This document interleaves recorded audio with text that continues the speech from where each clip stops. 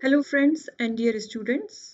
मैं Fatima Siddiqa, lecturer computer engineering from government polytechnic Ghaziabad आप सभी का operating system and diagnostic utilities lecture series के फर्स्ट लेक्चर में स्वागत करती हूँ। यह सब्जेक्ट BTUP द्वारा सेशन 2021 के रिवाइज्ड करिकुलम में PG diploma in computer hardware and networking first semester के स्टूडेंट्स के लिए इंट्रोड्यूस किया गया है। साथ ही ये सब्जेक्ट आईटी एंड सीएस के स्टूडेंट्स के लिए भी काफ़ी उपयोगी है। तो जैसे कि नाम से आप समझ सकते हैं, इस सब्जेक्ट में operating system and diagnostic utilities के बारे में आपको पढ़ाया जाएगा।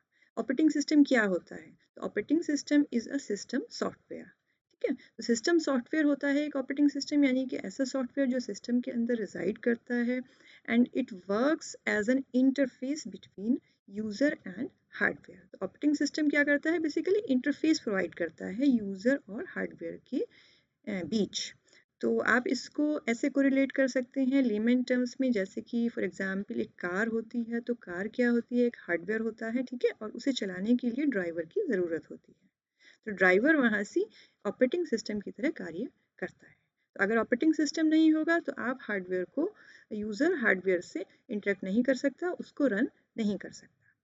ठीक है, सेकंड हम देखते हैं डायग्नोस्टिक का क्या मतलब होता है। डायग्नोस्टिक का मतलब, जो वर्ड है डायग्नोस्टिक, आप नॉर्मल लाइफ में अगर आप इसको समझें तो डायग्नोस्टिक का मतलब होता है किसी भी इलनेस या बीमारी को डिटेक्ट करने के लिए जो भी डिवाइसेस या सब्सटेंसेस को यूज़ किया जाता है, तो वो डिवाइसेस एंड सब्सटेंसेस की हेल्प से आप डायग्नोज करते हैं, तो इसे हम डायग्नोस्टिक कहते हैं। एंड यूटिलिटीज़ का मतलब होता है, यूटिलिटी का मीन्स यूजफुल फीचर्स।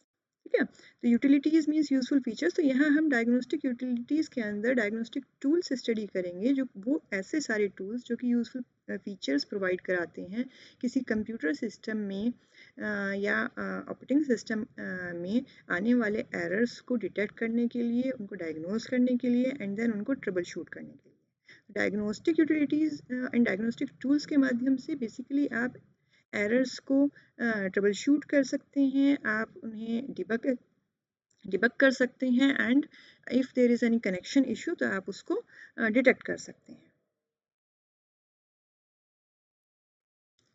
तो आज का हमारा टॉपिक है BIOS, basic input output system. So इस लेक्चर में आप पढ़ेंगे व्हाट इज़ बायोस, क्या बायोस क्या होता है, हाउ इट वर्क्स, ये कैसे कार्य करता है, बूट प्रोसेस क्या है, एमबीआर एंड बूट लोडर क्या होते हैं, and non IBM compatible PCs में बायोस के बजाय क्या फीचर्स होते हैं जिससे कि सिस्टम बूट होता है, एंड फाइनली फिर बायोस को अपग्रेड क्यों किया जाता है, क्या ज़रूरत है बायोस को अपग्रेड करने की। So what is BIOS? When you first turn on your PC requires information to detect PC components and to find the operating system. ठीक है, तो जब आप सबसे पहले अपने कंप्यूटर सिस्टम को, पीसी को की पावर को ऑन करते हो, टर्न ऑन करते हो, तो वो पीसी को जो इंफॉर्मेशन की रिक्वायरमेंट होती है, वो दो तरीके की इंफॉर्मेशन चाहिए होती है जो पीसी इंफॉर्मेशन गैदर करता है। First, to detect PC components, तो पीसी के साथ जितने भी कंपोनेंट्स कनेक्टेड हैं, पेरिफेरल्स हो गए, उन सबको डिटेक्ट करना कि लाइक उसके साथ अगर कौन कौन सी इनपुट आउटपुट डिवाइसेस कनेक्टेड है, मेमोरी कनेक्टेड है, तो जितने भी उसके कंपोनेंट्स हैं उनको डिटेक्ट करना और ये चेक करना कि whether they are working properly, fine और नॉट। एंड सेकंड, दूसरा इंपॉर्टेंट टास्क है ऑपरेटिंग सिस्टम को डिटेक्ट करना। ऑपरेटिंग सिस्टम हार्ड ड्राइव में या फ्लॉपी डिस्क में या सीडी रोम में या आजकल पेन ड्राइव से भी आप बूट कर सकते हैं। तो ऑपरेटिंग सिस्टम कहाँ लाई करता है, बूट कौन सी आपकी ड्राइव बूटेबल है, तो ऑपरेटिंग सिस्टम को डिटेक्ट करना ये आपका बायोस की फंक्शनैलिटी है। This information is stored in BIOS, वो सारी इंफॉर्मेशन आपके बायोस में स्टोर की जाती है। The BIOS is mostly for IBM compatible computers. तो IBM compatible computers के लिए BIOS का concept है, basically BIOS वर्क करता है, it is a boot firmware contains essential set of routines. ये एक boot firmware होता है जिसमें कि essential set of routines होती हैं। firmware का मतलब आप you all must be knowing about firmware। एक होता है हार्डवेयर, एक होता है सॉफ्टवेयर, एक होता है फर्मवेयर। तो फर्मवेयर क्या होता है? जब आप हार्डवेयर में सॉफ्टवेयर को बर्न करते हैं, हार्ड कोडेड किया जाता है, यानी कि प्रोग्राम को बर्न कर दिया जाता है हार्डवेयर के अंदर एंड उसको आप चेंज नहीं करते, जैसे कि रोम के केस में होता है, रीड ओनली मेमोरी के केस में। तो वन टाइम मैन्युफैक्चरर उसे फिक्स करके जो है बर्न करके आपको देता है, ठीक है। तो वो फर्मवेयर कहलाता है। तो फर्मवेयर में क्या होता है बेसिकली, यहाँ से बायोस के अंदर, बायोस एक फर्मवेयर है, बायोस के अंदर क्या होता है, सेट ऑफ रूटीन्स होती हैं design to be the first code run by a PC when powered on. ये फर्स्ट कोड होता है जो कि पीसी रन करता है जैसे ही आप उसको पावर ऑन करते हैं। Its main purpose is to prepare the machine into a known state so that software stored on compatible media can be loaded, executed and given control of the PC। तो इसका main purpose क्या है BIOS का, machine को एक non state में up करना जिससे कि जो भी उसके अंदर ऑपरेटिंग सिस्टम है, सॉफ्टवेयर है, वो लोड हो सके, एग्जीक्यूट हो सके और पीसी को उसका ऑपरेटिंग सिस्टम को पीसी का कंट्रोल वो ट्रांसफर कर सके। It also provides basic software drivers for all peripheral technologies. तो बेसिक सॉफ्टवेयर ड्राइवर्स जो ड्राइवर्स होते हैं डिफरेंट पेरिफेरल्स के लिए, इनपुट आउटपुट डिवाइसेस के लिए, जो वो सारे ड्राइवर्स प्रोवाइड कराना भी बायोस की फंक्शनैलिटी होती है। जैसे कि आप देख सकते हैं यहाँ सी डायग्राम में, BIOS is at the middle point. तो बायोस इंटरेक्ट करता है सभी से, जैसे कि कंट्रोलर्स ऑन पेरिफेरल कार्ड्स से इंटरेक्ट करता है, डिटेक्ट करता है कि जो पेरिफेरल कार्ड्स के थ्रू उन पे जो कंट्रोलर्स होते हैं उनके थ्रू कि पेरिफेरल डिवाइसेस जो हैं वो whether they are working properly और not and they are connected और नॉट। उसके बाद बायोस सीपीयू से इंटरेक्ट करता है, सीपीयू से इंटरेक्ट करता है, मेमोरी से इंटरेक्ट करता है, ऑपरेटिंग सिस्टम को डिटेक्ट करता है एंड ड्राइवर्स एंड एप्लीकेशंस, ठीक है। तो ड्राइवर्स के थ्रू ऑपरेटिंग सिस्टम से इंटरेक्ट करता है, डायरेक्ट भी कर सकता है एंड एप्लीकेशंस। तो इस basically this is the starting point and जो है controlling point two start all the components of a computer system। So अब देखते हैं how it works. When a computer is turned on, the microprocessor has no idea what to do next as there is nothing at all in the memory to execute. It tries to execute its first instruction and it has to get the instruction from somewhere. जैसे ही आप computer को on करते हैं तो microprocessor को कोई idea नहीं होता है कि उसे क्या करना है, क्योंकि मेमोरी में उस टाइम कुछ नहीं होता है, ठीक है। तो वो क्या करता है, it tries to execute its first instruction, first instruction को एग्जीक्यूट करता है उसको जहाँ जो मिलती है। अब वो इंस्ट्रक्शन कहाँ से मिलती है, वो बायोस से मिलती है। तो बायोस वो इंस्ट्रक्शंस प्रोवाइड कराता है माइक्रो प्रोसेसर को and it is stored in a BIOS ROM. BIOS ROM में वो इंस्ट्रक्शंस स्टोर होती हैं, जैसे कि मैं ऑलरेडी आपको लास्ट स्लाइड में बता चुकी हूँ। These instructions are hard coded into ROM called BIOS ROM, इसीलिए बायोस एक फर्मवेयर है। The instruction typically located at memory location FFFF0H और right at the end of the system memory. तो इंस्ट्रक्शंस या तो सिस्टम मेमोरी के end में store होती हैं या फिर मेमोरी लोकेशन FFFF0H में मिलती हैं। ये जो नंबर है ये एक हेक्साडेसिमल नंबर है। जब भी आप मेमोरी को रेफर करते हैं, मेमोरी रेफरेंस के लिए हेक्साडेसिमल नोटेशन यूज़ की जाती है। This process is known as booting और booting up which is short for bootstrapping. तो ये एंटायर प्रोसेस जो है वो बूटिंग कहलाता है, जिसे आप बूटिंग अप भी कहते हैं एंड ये शॉर्ट फॉर्म है किसका, बूट स्ट्रैपिंग का। तो बूटिंग क्या है, बूटिंग अप क्या है, शॉर्ट फॉर्म है boot strapping. The whole purpose is process is hidden because the only thing displayed by the monitor is the logo of the machine manufacturer or the logo of the BIOS company। तो जितना भी पूरा booting process है generally user को नज़र नहीं आता है, ये हिडन होता है एंड जो यूज़र को क्या नज़र आता है, उसको सिर्फ एक लोगो नज़र आता है आपकी मशीन का या बायोस कंपनी का। फॉर एग्जांपल अगर आप डेल का पीसी यूज़ करते हैं तो आपको डेल का लोगो नज़र आएगा, एचपी का पीसी यूज़ करते हैं तो एचपी का लोगो नज़र आता है। अगर आप में से किसी ने लाइनक्स को यूज़ किया है तो आप देख सकते हैं स्टार्टिंग में आपको काफ़ी सारी इंस्ट्रक्शंस जो है लाइंस एग्जीक्यूट होती नज़र आती हैं, जिसमें कि वो चेक करता है one by one, memory check करता है, डिवाइसेस चेक करता है और ऑल अदर थिंग्स जो भी चेक करनी होती हैं वो मैं आपको आगे फर्दर इन माई लेक्चर सब एक्सप्लेन करूँगी। अभी देखते हैं बूट प्रोसेस। बूट प्रोसेस क्या है, जैसे कि आप इस डायग्राम से देख सकते हैं, आपने सिस्टम को पावर ऑन किया, पावर ऑन करते ही बायोस इनिशिएट हुआ, बायोस ने कंट्रोल लिया एंड बायोस ने क्या किया, इनिशलाइज किया स्क्रीन को एंड कीबोर्ड को। सबसे पहले काम क्या होता है, आपने देखा होगा जैसे आप स्विच ऑन करते हैं स्क्रीन में एंड कीबोर्ड में लाइट आती है, ठीक है। तो अगर वो प्रॉपरली ऑन होते हैं देन उसके बाद सिस्टम स्टार्ट करता है। तो इनिशलाइज करता है स्क्रीन को, कीबोर्ड को और मेमोरी को टेस्ट करता है कि whether it is working fine और नॉट। बूट प्रोसेस क्या है? Boot process is the procedure for initialising the system. Boot process system को इनिशलाइज करने का तरीका है। It consists of everything that happens from when the computer power is first switched on until the user interface is fully operational. तो इसमें वो पूरा process आता है पावर ऑन करने से लेके कंप्यूटर को एंड जब तक कि आपका यूज़र इंटरफेस यानी कि ऑपरेटिंग सिस्टम फुल्ली ऑपरेशनल होता है। इसके बाद बायोस क्या होता है? Basic input output system.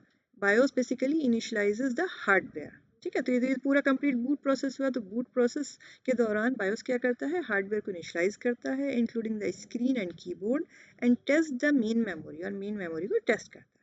This process is also called POST. ये प्रोसेस पोस्ट कहलाता है यानी कि पावर ऑन सेल्फ टेस्ट। मैं अपने नेक्स्ट लेक्चर में पोस्ट आपको एक्सप्लेन करूंगी फुल्ली। जो सेकंड जो आपने लास्ट स्लाइड में पढ़ा था कि जो ऑप्शन जो फंक्शन है बायोस का वो होता है डिटेक्ट करना, ऑपरेटिंग सिस्टम को डिटेक्ट करना। तो ऑपरेटिंग सिस्टम को डिटेक्ट करने के लिए MBR को लोकेट किया जाता है। तो MBR जनरली क्या होता है? मास्टर बूट रिकॉर्ड होता है जो कि जनरली पार्टीशन 1, आप अपने हार्ड डिस्क के जो पार्टीशंस होते हैं, जैसे फॉर एग्जांपल विंडोज़ के केस में आप हार्ड डिस्क के पार्टीशंस करते हैं C drive, D drive, E drive. तो C ड्राइव के जो फर्स्ट पार्टीशन है उसके उसमें MBR लाई करता है, ठीक है। And searches for grab and loads it into RAM. Grab होता है आपका जो है लाइनक्स के केस में ग्रैब होता है, विंडोज़ के केस में MBR।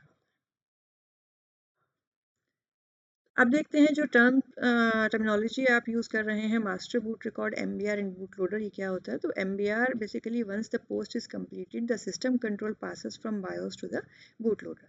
तो POST power on self test जैसे ही सक्सेसफुली कंप्लीट होता है एंड बायोस ये डिटेक्ट करता है कि all the peripherals components and memory is working fine, there is no error, कोई प्रॉब्लम नहीं है, सिस्टम हार्डवेयर बिल्कुल परफेक्ट कंडीशन में है बूट होने के लिए। तो बायोस क्या करता है? बूट लोडर को system control passes from BIOS to the boot loader. तो कंट्रोल जो होता है बूट लोडर को पास किया जाता है। तो नेक्स्ट वर्ड बूट लोडर को डिटेक्ट किया जाता है। तो यहाँ देख सकते हैं इस डायग्राम में सिस्टम को पावर ऑन करने के बाद पोस्ट एग्जीक्यूट हुआ, देन उसके बाद बूटेबल हार्ड डिस्क में क्या मिला आपको? बूट लोडर मिला, ठीक है। बूटेबल हार्ड डिस्क में MBR होता है, MBR के अंदर बूट लोडर होता है। बूट लोडर क्या करता है?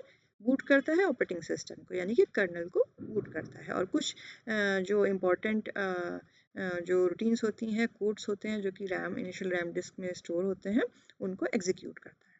The bootloader is usually stored on one of the hard disk in the system, either in the boot sector for traditional BIOS और MBR और the EFI partition। तो bootloader कहाँ store होता है?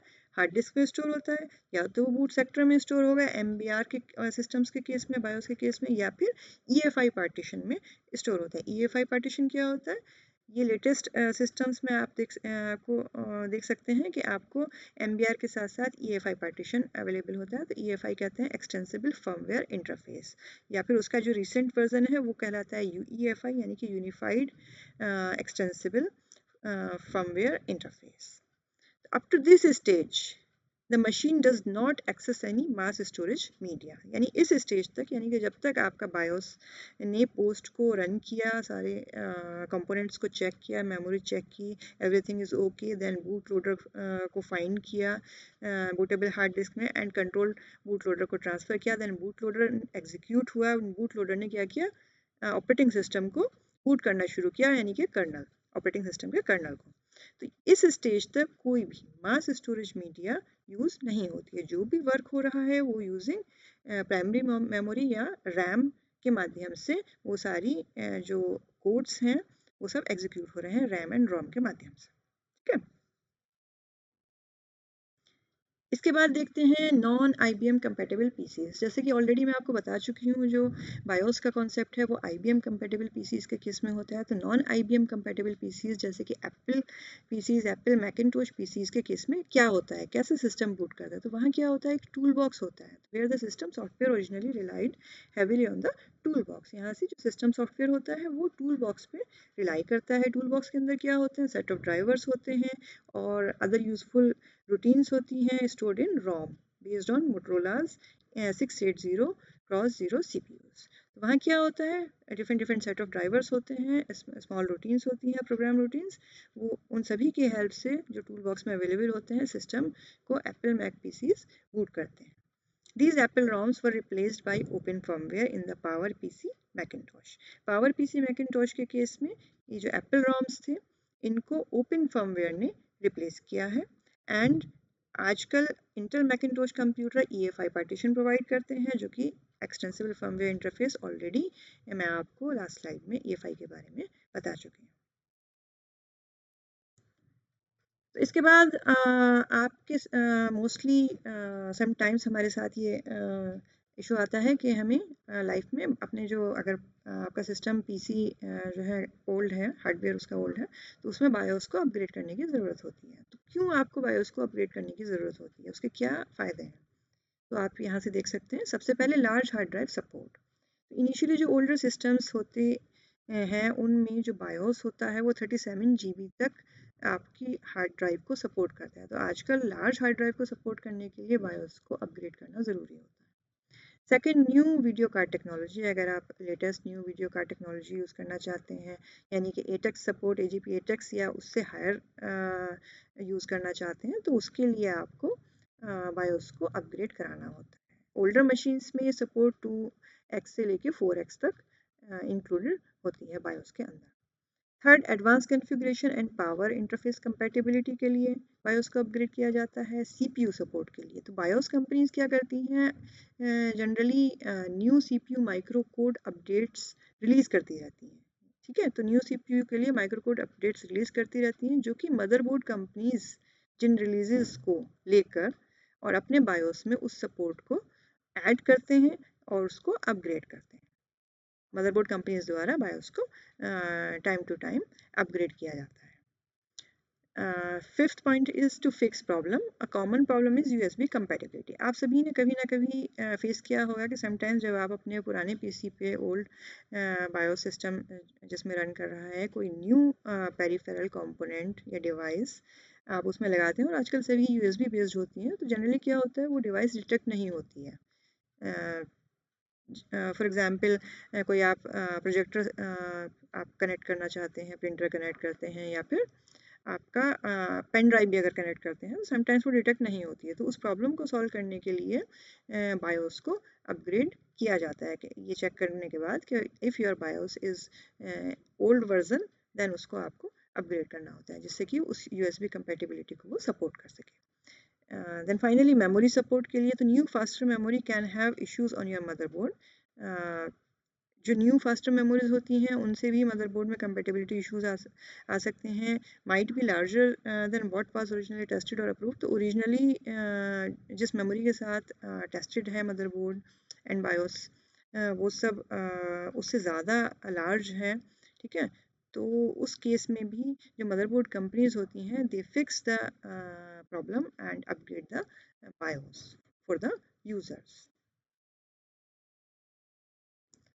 तो ये था आज का हमारा लेक्चर। इसमें आप सभी ने जाना कि ऑपरेटिंग सिस्टम क्या होता है, डायग्नोस्टिक टूल्स क्या होते हैं एंड उसके बाद एक ऑपरेटिंग सिस्टम को प्रॉपर बूट करने के लिए, सिस्टम को बूट करने के लिए बायोस की ज़रूरत होती है। तो सबसे पहले जो प्रोग्राम इंस्ट्रक्शंस रन करती हैं वो आपकी बेसिक इनपुट आउटपुट सिस्टम में होती हैं जो कि एक फर्मवेयर होता है, हार्ड कोडेड होता है, मैन्युफैक्चरर द्वारा आपके सिस्टम में ऑलरेडी कोड किया जाता है। ठीक है, एंड उसके फीचर्स क्या हैं, आप उसको कैसे अपग्रेड कर सकते हैं।